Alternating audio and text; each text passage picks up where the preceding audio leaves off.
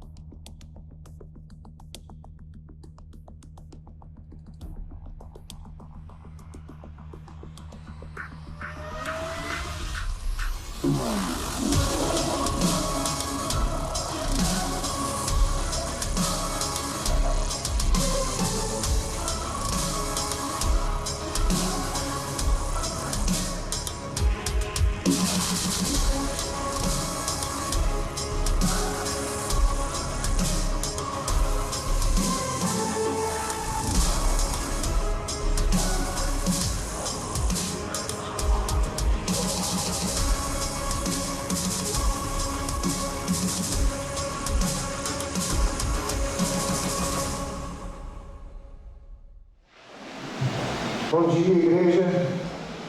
Graça e paz, amém? Nós estamos numa sequência de mensagem que não tem problema nenhum se você não pegou as anteriores, porque elas são uma sequência, mas ao mesmo tempo tem a sua individualidade. Nós estamos falando sobre características de uma igreja saudável. Quais são as características de uma igreja saudável? E nós estamos nos baseando no livro de Atos, capítulo 2, e nós vamos ler novamente Atos capítulo 2, versículo do 42 ao 47. Até o Bispo Pinaldo aderiu à nossa série, e ele vai ministrar agora na Santa Ceia também sobre esse texto, e vai abordar uma das características de uma igreja saudável. Diz assim a palavra do Senhor: eles se dedicavam ao ensino dos apóstolos e à comunhão, ao partir do pão e às orações. Todos estavam cheios de temor e muitas maravilhas e sinais eram feitos pelos apóstolos. Os que criam mantinham-se unidos e tinham tudo em comum. Vendendo suas propriedades e bens, distribuíam a cada um conforme a sua necessidade. Todos os dias continuavam a reunir-se no pátio do templo, partiam o pão em suas casas e juntos participavam das refeições com alegria e sinceridade de coração, louvando a Deus e tendo a simpatia de todo o povo. E o Senhor lhes acrescentava diariamente os que iam sendo salvos. Amém? Pai, graças eu te dou mais uma vez pela tua santa palavra e rogo, Senhor, que tu fale conosco, como tu sempre tem falado, em teu nome, Jesus. Amém. Esse texto é o começo da igreja cristã, não é da igreja primitiva simplesmente, do cristianismo. Começa-se ali no livro de Atos, a organização do corpo da igreja, da cristandade, né? Daqueles que andam segundo o caminho de Jesus e continuaram a viver e a praticar aquilo que Jesus ensinou. Esse texto ele é maravilhoso e vai servir de muita inspiração para a gente, porque nós percebemos que essa igreja, que estava começando ali, ela era uma igreja que estava funcionando muito bem. Ela estava funcionando de quase de forma perfeita, não é? Funcionava o ensino, funcionava a comunhão, funcionava a contribuição, funcionava o evangelismo. E esse juntar desse funcionamento, dessa vida saudável dessa igreja, trazia o resultado que todos nós gostamos. E o Senhor acrescentava diariamente pessoas que iam sendo salvas. Portanto, o Senhor que nos deu essa palavra, ministrou aos nossos corações que nós não temos que preocupar tanto com estratégias, e sim com viver aquilo que a palavra nos ensina. Não são tanto os métodos ou as fórmulas, mas a vida cristã diária, a vida cristã prática, vai produzir em nós os resultados que a palavra de Deus nos promete. Amém, igreja? Tanto na vida pessoal, quem é que não quer aí alegria? Quem é que não quer aí sinceridade de coração, prazer em servir a Deus? Eles tinham tudo isso. Serviam com alegria, eles estavam transbordando de Deus. E como um corpo, igreja, o Senhor também trazia vidas, acrescentava a igreja, e isso tudo porque era uma igreja saudável. Na primeira mensagem eu abordei uma das características, que eles amavam o ensino da palavra. Eles perseveravam no ensino da palavra. E eu falei para vocês sobre a importância da palavra e a importância de vivermos a prática da palavra. No culto anterior, o nosso professor Mateus deu uma aula aqui sobre comunhão, não é? E ele falou da importância de termos comunhão com Deus, porque sem a comunhão com Deus, nós não teremos comunhão com o nosso irmão. E foi uma bênção a mensagem. Quem ainda não viu, está lá no YouTube, no nosso canal, você vai ser edificado. E, com a graça e a permissão de Deus, como Mateus falou muito sobre a comunhão com Deus, que é a base da comunhão com o outro, eu vou continuar na comunhão, só que hoje eu quero abordar essa necessidade de termos comunhão uns com os outros. Amém? Uns com os outros. Quando o Senhor criou o homem lá no livro de Gênesis, e criou todas as coisas, quem já leu Gênesis vê que quando ele criava algo, depois vinha um feedback de Deus, dizendo, e viu Deus que era bom. Ele criava as luzes, criou a terra, criou os animais, criou tudo, e sempre vem a frase, e viu Deus que era muito bom. Mas em Gênesis 2, no versículo 18, Deus olha para o homem e não vê uma coisa muito boa. Isso antes da queda. Ele fala assim, não é bom que o homem esteja só. Opa, ali era um paraíso de Deus. Ali estava tudo perfeito, não havia ainda a introdução do pecado na terra. É um período que o homem desfrutava da comunhão com Deus, desfrutava de tudo aquilo que foi criado. E mesmo assim, Deus olha para o homem e fala, não é bom que você esteja só. E daí nós extraímos este princípio tão importante, que é a necessidade de desenvolvermos os relacionamentos com os nossos irmãos, com as pessoas, e termos comunhão com elas. Porque o homem não foi feito para viver só. Amém, igreja? Provérbios capítulo 18, versículo 1 diz assim, aquele que se isola, ele busca desejos egoístas, e ele se rebela contra a sensatez, ou contra a sabedoria. Quem se isola está na contramão de um projeto de Deus da criação. Quem vive de forma isolada e não consegue quebrar essa barreira, precisa sim passar por um tratamento divino, porque não há exceção, meu querido, todos nós fomos criados com a necessidade de relacionarmos com o outro. Relacionamento, amizade, amor, entrega, tudo isso precisamos no nosso dia a dia. Mas até nas pequenas coisas nós percebemos que sozinho não tem graça nenhuma, não é? Quem já viajou sozinho para algum lugar? O Djalma já viajou sozinho. Não é só estar no veículo sozinho, é estar num passeio sozinho. Não é? Sozinho, entre aspas, sempre tem outras pessoas, mas não é o seu povo, não é pessoas que você conhece, você se sente assim um peixe fora da água. Aí você fala, nossa, eu tenho dinheiro para gastar. Mas aí você gasta com você e fala assim, mas está faltando alguma coisa. Está faltando mesmo, é o que Jesus fala, é o que Deus fala na sua palavra.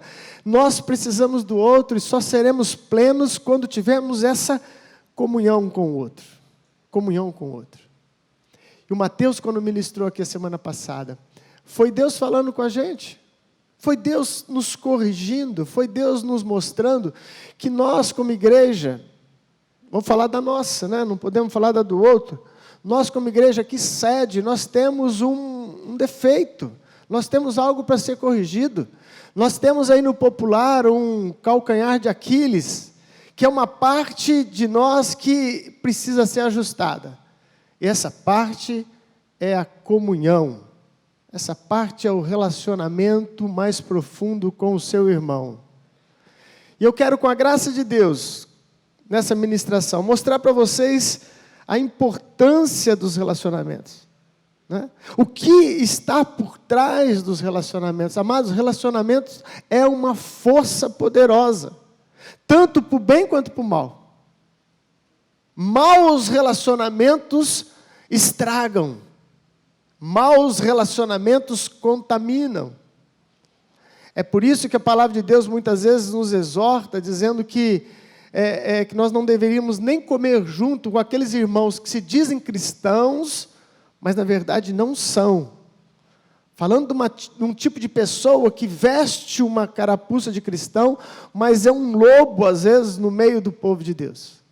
Quando detectado, na igreja primitiva, houve esses casos em que essa pessoa era até tirada da comunhão da igreja. Por quê? Porque os relacionamentos influenciam e eles abençoam ou amaldiçoam a sua vida. Não tem um ditado no mundo que fala assim, diga-me com quem andas, que eu direi quem tu és. Eu não sei, está na Bíblia isso. Talvez não literalmente, né? Mas está em Provérbios, né? Como que está lá em Provérbios, em vez de ser assim, do jeito que foi colocado?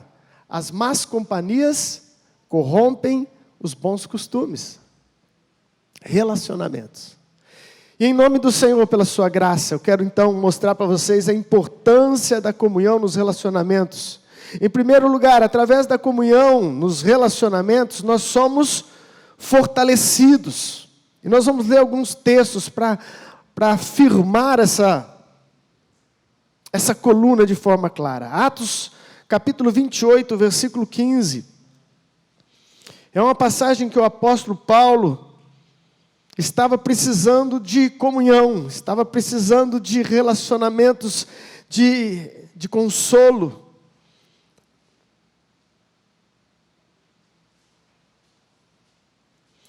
Atos 28, versículo 15.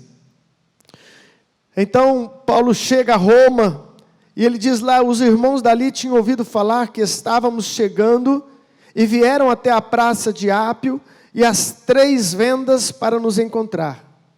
Vendo-os, Paulo deu graças a Deus, e sentiu-se encorajado. Paulo estava passando um período terrível de prisão, injusta por pregar o Evangelho, e nessa oportunidade Deus providenciou para ele um encontro com os irmãos que vieram até ele. E Paulo então, ao ver os irmãos, a comunhão dos irmãos, diz o texto que ele se sentiu encorajado, voltou o ânimo em Paulo. Eu acho interessante isso, amados, porque quando a gente convoca às vezes alguns irmãos, ou nós mesmos somos convocados a irmos visitar as pessoas, né? Principalmente falando de hospital e de velório. A maioria das pessoas fala assim, eu não vou porque eu não gosto de hospital.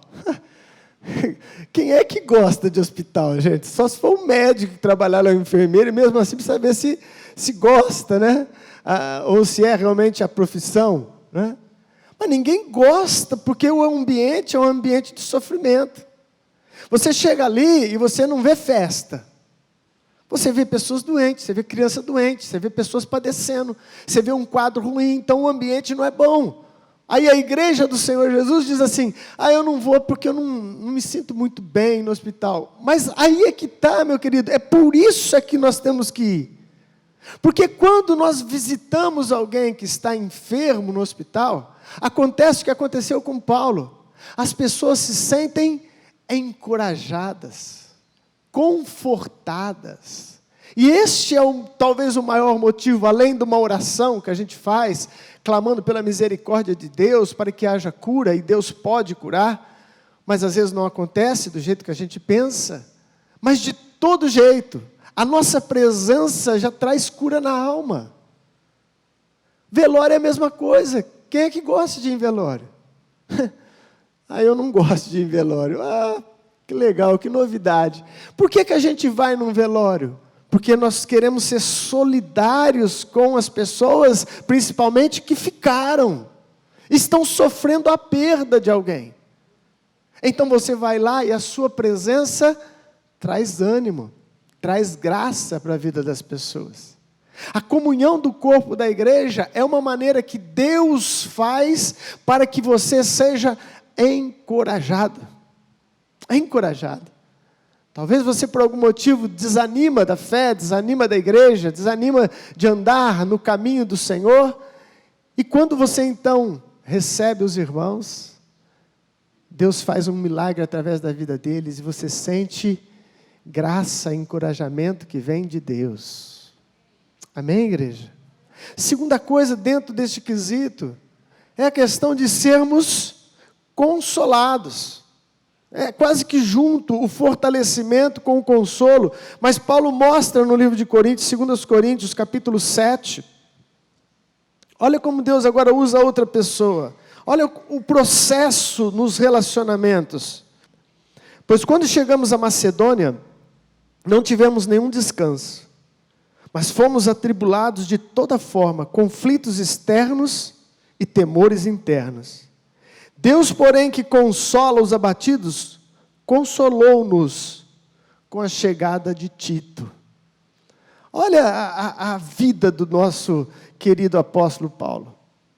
Um herói da fé, um apóstolo que mais fez para o reino de Deus, talvez até hoje, eu não sei. Mas havia o quê? Desgaste.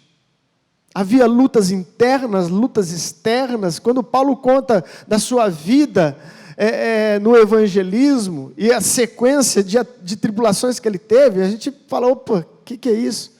Ele começa a citar apedrejamento até a morte, naufrágio, roubo, perigo, espada, fome, nudez.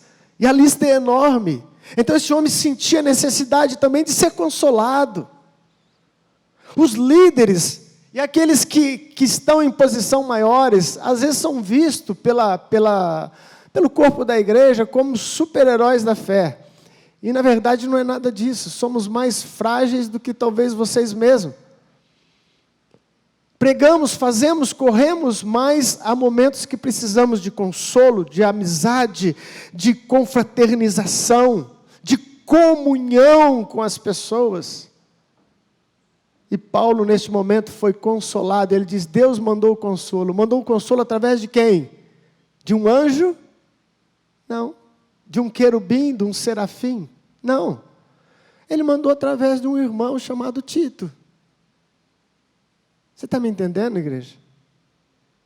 A comunhão é um mecanismo que Deus usa um e outro para os seus objetivos. Tito vem e consola Paulo. Aleluia. Vem a Maria e consola o João. Vem o Pedro e consola o Paulo. E assim nós somos consolados e fortalecidos quando entendemos a necessidade de restaurarmos os nossos relacionamentos e a nossa comunhão. Quando Cristo nos resgatou na cruz, amados, cravando os nossos pecados juntamente com Ele, e fomos libertos e salvos, Ele não somente nos salvou do inferno e nos religou com Deus, Ele também nos salvou para salvar-nos nos nossos relacionamentos com o outro. Sabiam disso? Ele te liga com Deus, Ele te liga com o céu, mas Ele te liga com o outro. E essa parte, ela está completamente ligada com a salvação. Completamente ligada. É por isso que Jesus diz várias vezes em todos os seus ensinos, se você tem uma oferta para trazer no altar, isso é o quê? Culto a Deus. Amém? culto a Deus. Mas você se lembra que tem alguma coisa contra o teu irmão, para no meio do caminho. Não precisa vir cultuar, não precisa vir trazer a oferta. Vai primeiro, reconcilia com o teu irmão, aí depois você vem e traga a sua oferta. A comunhão com a igreja, os relacionamentos com e fora da igreja, demonstram e denotam a nossa salvação. Se nós não estamos conseguindo ter comunhão com o outro, alguma coisa está errada. E precisa ser vencida em nome do Senhor Jesus. Posso ouvir um amém? Precisa ser quebrada em nome do Senhor Jesus. Quando nós estávamos aqui nessa última reunião de liderança, foi apontado algumas razões nas quais nossa igreja não está tendo tanta comunhão. E elas são verdadeiras, elas não são falsas. Porque a igreja veio assim há muito tempo, a igreja se acostumou. Porque nós temos uma forma peculiar de não dependermos tanto um dos outros, e tal. E várias questões foram colocadas, e todas elas devem ter um pouco de verdade. Não discordo disso. Mas, porém, contudo, entretanto, senão, nós temos que vencer as nossas dificuldades, as nossas limitações, nós temos que quebrar os paradigmas. Se viemos assim há muito tempo, é tempo de renovo, é tempo de mudança, é tempo de voltarmos a ser uma igreja saudável, vivendo em comunhão, vivendo o amor que só pode ser demonstrado quando há contato com o outro, meu irmão. Eu amo ele, bispo. Eu estou em paz com ele. Quantas historinhas eu ouço assim, eu estou em paz, mas não consegue abraçar o irmão. Você está querendo convencer a quem? O Espírito Santo não é, porque ele conhece o mais íntimo do coração de cada um. Você está querendo convencer o pastor, o irmão da igreja? Que vale isso, meu querido? Nós não cultuamos pastor, nós cultuamos a Deus. Portanto, essa sinceridade tem que começar conosco mesmo. Aquela habilidade de olhar para dentro da gente e falar, não, sou eu que preciso mudar. Sou eu que preciso entender que Deus continua usando pessoas para fortalecer, para consolar, e eu estou, de certa forma, desconectado. E eu não posso viver assim. Nós não podemos viver assim. Essa igreja do livro de Atos, que era uma igreja saudável, a grande base, a grande força dessa igreja, além da graça de Deus, além do ensino da palavra, é que eles perseveravam na comunhão. Olha o texto, olha as expressões, na NVI, tá?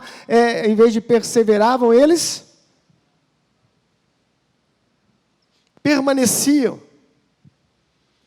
Tudo é expressão que denotam que vai ter que haver esforço. Amém?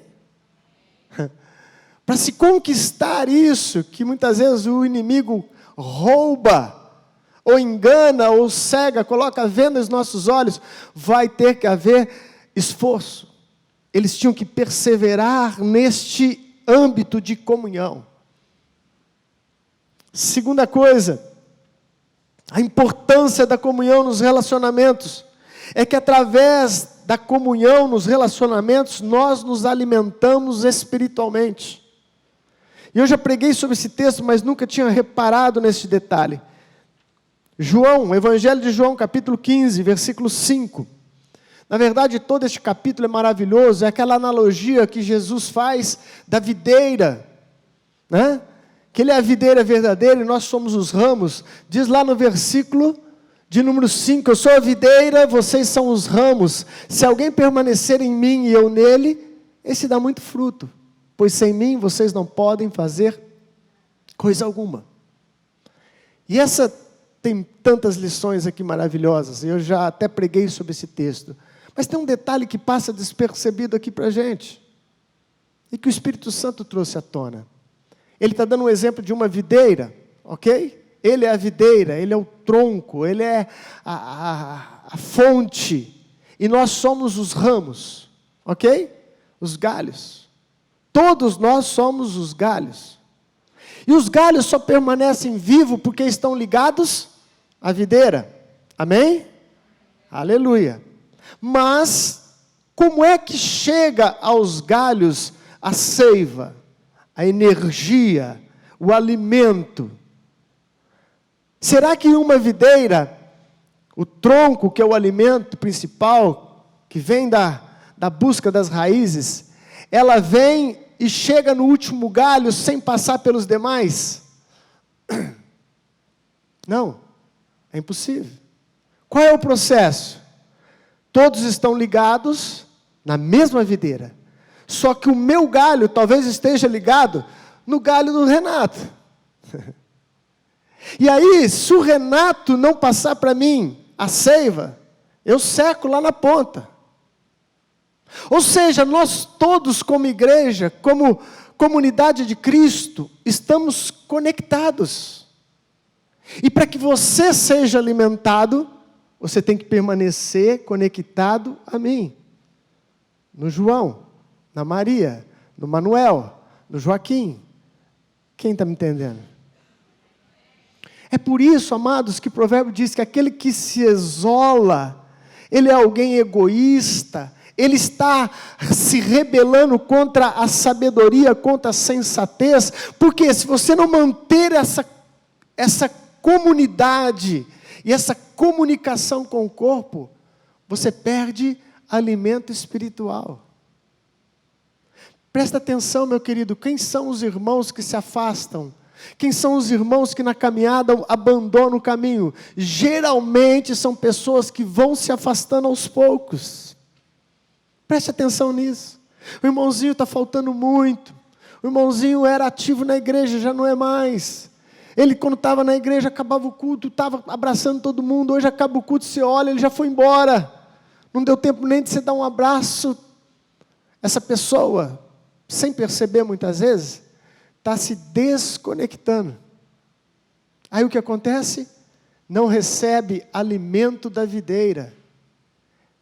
E talvez o fim seja triste, porque Jesus fala que os ramos que não dão frutos, Ele corta e lança fora. Ele corta e lança fora. Portanto, comunhão com o corpo da igreja é a maneira que Deus escolheu para nos alimentar. Aleluia!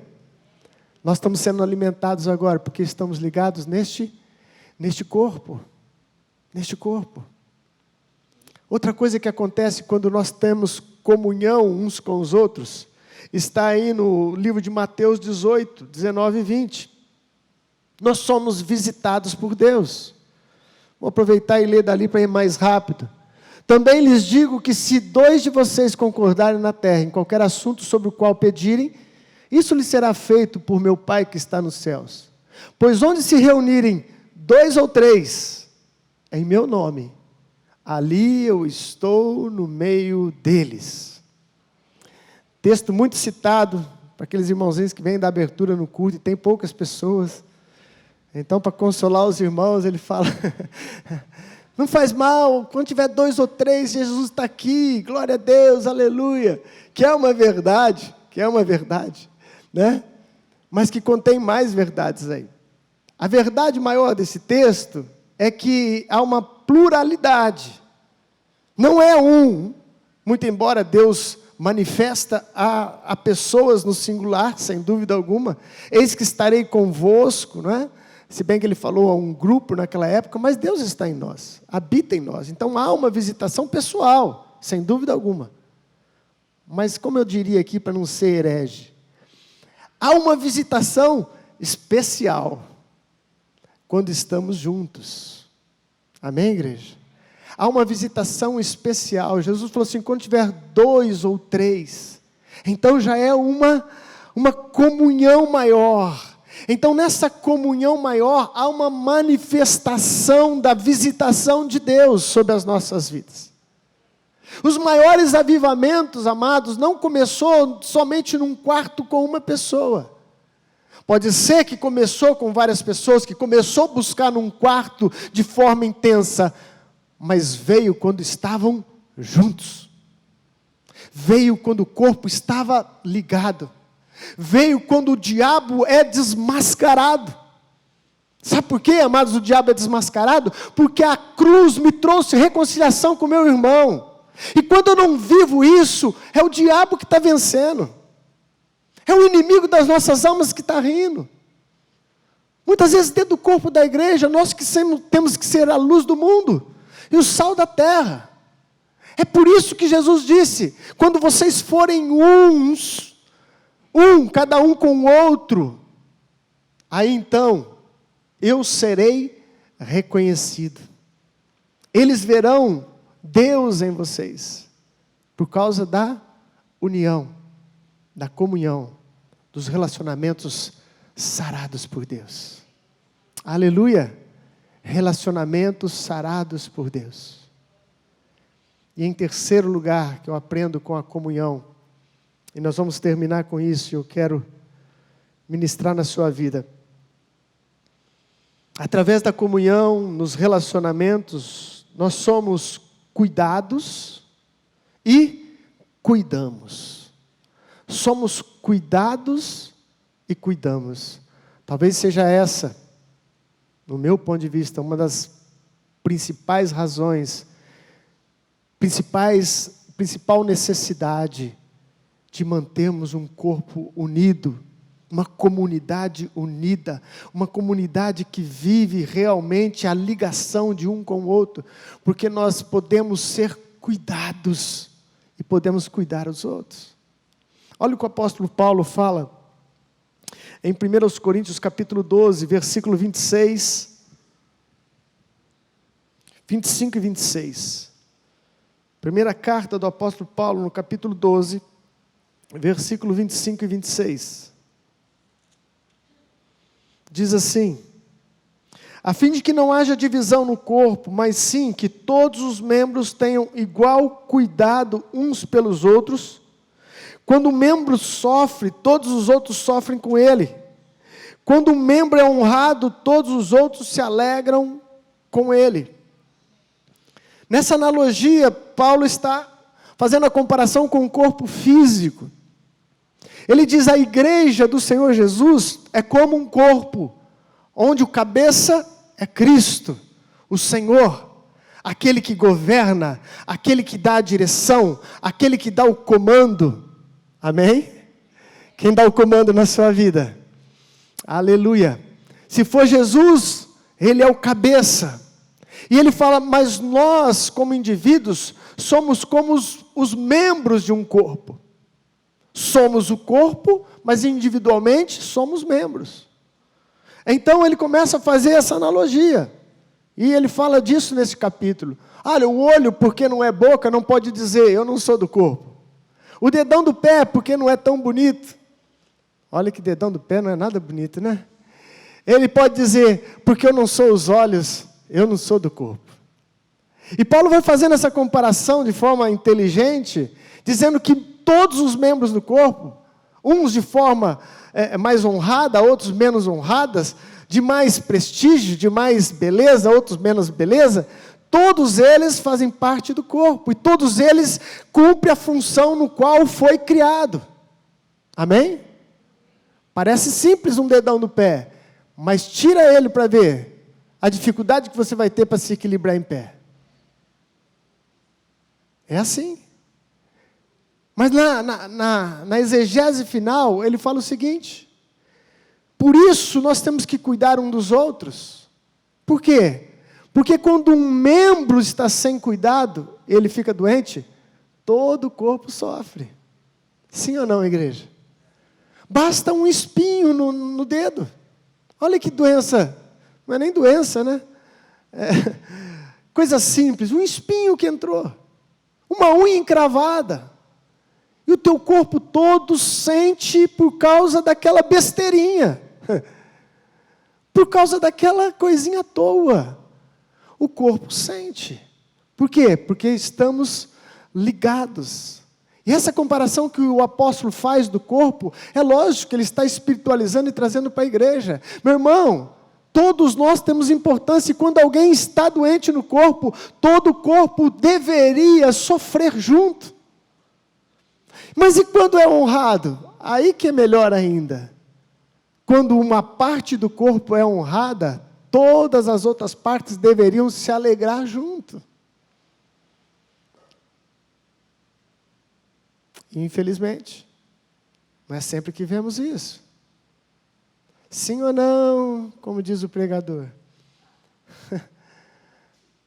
Porque o irmão está sendo, destaque no momento. Deus está usando, está sendo uma bênção no louvor, está sendo uma bênção na palavra, está sendo uma bênção no evangelismo, na assistência social.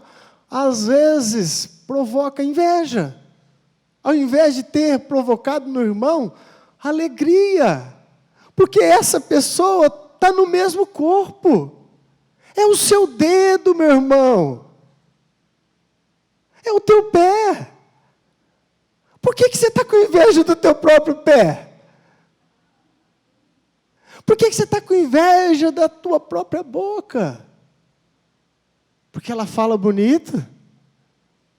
O apóstolo Paulo diz, se sofre com alguma coisa, todo o corpo sofre. Mas, se também é honrado, todo o corpo deveria ter alegria, regozijar. Portanto, quando você vê algum irmão, meu querido, indo bem, dê glória a Deus. Dê glória a Deus. Que bom é ver gente trabalhando no reino de Deus. Gente, se tiver gente que prega melhor que eu, não tem problema nenhum. Eu sento ali e ouço, recebo no nome de Jesus. Nunca tive essa dificuldade. Tem que ser eu que vou pregar, tem que ser eu que vou fazer. Quanto mais gente fazendo, quanto mais gente interagindo conosco, quanto mais o corpo está ligado, mais prazer eu tenho. Quem quer se candidatar aí a ser ministro da palavra? Ministro de louvor? Quem quer ir para as ruas, nas obras sociais tão importantes em nossos tempos? Mas algumas pessoas, infelizmente, têm assumido uma síndrome, a gente chama síndrome de Caim. Eu vou mostrar para vocês o que é a síndrome de Caim. Vamos lá para o livro de Gênesis. Gênesis capítulo 4, versículo 9. E isso vai cair por terra em nome de Jesus, amém?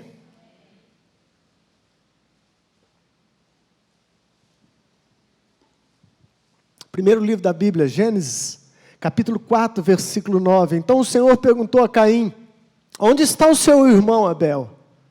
Respondeu ele, não sei. Sou eu o responsável por meu irmão? Esse episódio se dá logo após Caim matar Abel. Por isso que eu falei que a morte de Cristo veio trazer ligação de novo com Deus, mas ligação de novo com o próximo, porque o pecado, primeiro fruto do pecado, além da queda ali de Adão e Eva e de toda a raça humana, repercutiu já nos relacionamentos. Caim comete um homicídio e mata o seu próprio irmão Abel, por inveja, e Deus chega, e Deus tem sempre umas perguntas estranhas, não é? Quando nós pensamos em algumas perguntas de Deus, nós falamos assim, por que Deus pergunta, né? Por que Ele perguntou para Adão, Adão, onde estás? Quando eles caíram em pecado. Deus sabe todas as coisas, sabia exatamente onde estava Adão e tudo que tinha acontecido. Da mesma forma, Ele chega para Caim, Caim, cadê o seu irmão? Cadê o seu irmão mais novo? Caim era o mais velho. E ele fala em algumas traduções, sou eu por um acaso o tutor do meu irmão? Sou eu aquele que deveria guardar o meu irmão? Sou eu por um acaso alguém que deveria cuidar do meu irmão? E não temos a resposta na Bíblia de forma clara ali nesse diálogo, mas a resposta de Deus é exatamente essa, sim, Caim. Você deveria cuidar do seu irmão. Você deveria zelar pelo teu irmão. E quando eu falo, amados, de comunhão, quando eu falo de a igreja estar verdadeiramente ligada como um corpo, uma das principais razões é porque nós podemos cuidar um dos outros. Eu não consigo cuidar da irmã Diva.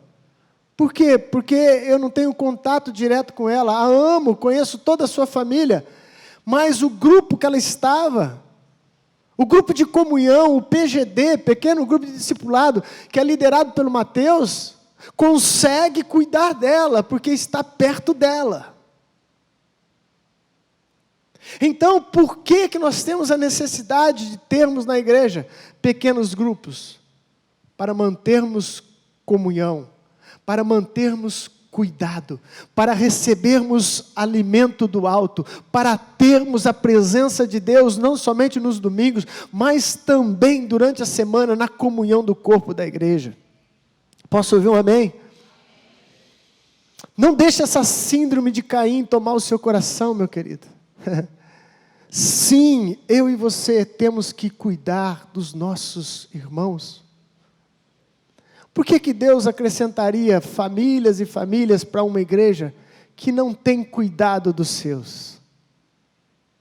Diz Paulo na epístola, aquele que não cuida dos seus é pior do que o incrédulo, e negou a fé. Está certo que ele está falando do vínculo familiar, mas eu estou estendendo aqui para o vínculo comunitário. Se nós não cuidamos dos nossos, nós estamos falhando na fé, meu irmão. E o que é pior, o apóstolo Paulo falando, é pior do que o incrédulo. Misericórdia. Pior do que o incrédulo, pior do que alguém que não crê, que não é salvo, que não é lavado pelo sangue. É uma exortação, ao mesmo tempo um consolo para a gente. Nós temos obrigação sim de cuidar do nosso irmão. Eu conheço gente que está de pé até hoje porque tem gente cuidando, tem gente aconselhando, tem gente orando junto. E eu conheço gente que já não está mais, porque não tinha quem cuidasse, que não tinha quem acolhia, que não tinha quem ouvia. Gente, o pastor da igreja não vai conseguir ouvir todo mundo, principalmente no nosso ministério, que a maioria dos nossos pastores trabalham para não ser pesado para a igreja. Nós acordamos cedo e dormimos bem tarde, em trabalhos seculares, para manter a família, e etc, etc. E glória a Deus por isso, não estou achando ruim não. Só estou dizendo que o trabalho é nosso. O pão é nosso. O Deus é nosso. A comunidade somos nós, este corpo, ligado um ao outro. E será impossível cumprirmos a nossa missão se nós não despertarmos para a necessidade de comunhão. Vamos ficar de pé no nome de Jesus. Quero terminar com vocês lendo esse texto. É do livro de Atos que nós estamos estudando. De uma igreja saudável. Eles eram saudáveis, porque tinham isso lá. Partiam o pão em suas casas, e juntos participavam das refeições, com alegria e sinceridade de coração. Partir o pão em suas casas, fala também da ceia, que também é chamada de comunhão, a Eucaristia. Mas eles estendiam, não é como o nosso, que serve o pão e o vinho só. Eles estendiam isso para uma refeição. Pegavam no pão e davam graças a Deus, e comiam como o corpo de Cristo, e bebiam do vinho, dando graças a Deus, e oferecendo a Ele toda a honra e toda a glória. E depois eles então participavam das refeições. Havia essa interação com a igreja. Todos os dias no templo e nas casas, eles partiam o pão com alegria e singeleza de coração. Nós estamos nos organizando de novo. A pandemia mexeu com tudo, nos separou. Que praga maldita, que praga maldita. Além de matar, ela trouxe na minha opinião, uma das desgraças que é a separação. O isolamento. O que se isola está fora do propósito. Mas tivemos que nos isolar por uns tempos. Por um tempo. Mas esse tempo, em nome de Jesus, está acabando. Posso ouvir um amém? Está acabando. E nós precisamos nos reorganizar novamente. Nós precisamos estar nas casas. Nós precisamos manter essa comunhão com os irmãos. Porque foi pago um alto preço para que isso acontecesse. Se você conhece esse louvor, vamos louvar a Deus e vamos estar orando em nome de Jesus. Aleluia.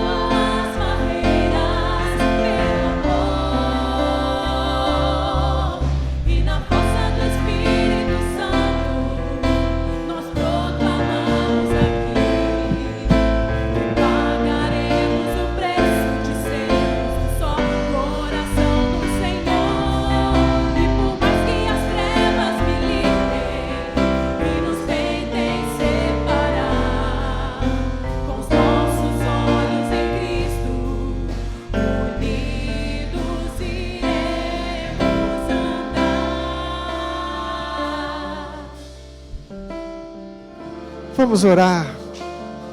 Pai amado, na força do Espírito Santo, nós não somos capazes por nós mesmos. É a Tua graça quem nos sustenta, é a Tua graça que nos mantém de pé. Mas na Tua graça e na força do Espírito Santo, nós declaramos aqui nessa manhã, Senhor, que pagaremos o preço. Pagaremos o preço, há um preço a ser pago, mas nós estamos dispostos a pagar, Senhor, por causa da cruz, por causa do sangue vertido, por causa da obra do Calvário. Nós declaramos em nome de Jesus, que nós vamos nos reunir, Senhor, que nós vamos nos ajuntar, e que essa realidade da igreja primitiva, um cuidando do outro, um suprindo a necessidade do outro, um consolando o outro, vai ser a realidade da igreja metodista renovada em nome de Jesus. Vai ser a realidade da igreja sede em o nome de Jesus. Eu declaro por fé, em nome de Jesus. Você concorda comigo? Então diga amém. Assim seja. Aleluia. Aleluia. Pega a tua mão para o céu, meu querido. Que o grande amor de Deus Pai, a graça do nosso Senhor Jesus Cristo e a doce presença do Espírito Santo esteja conosco e com todo o povo de Deus, hoje e para sempre. Amém. Deus abençoe a sua vida.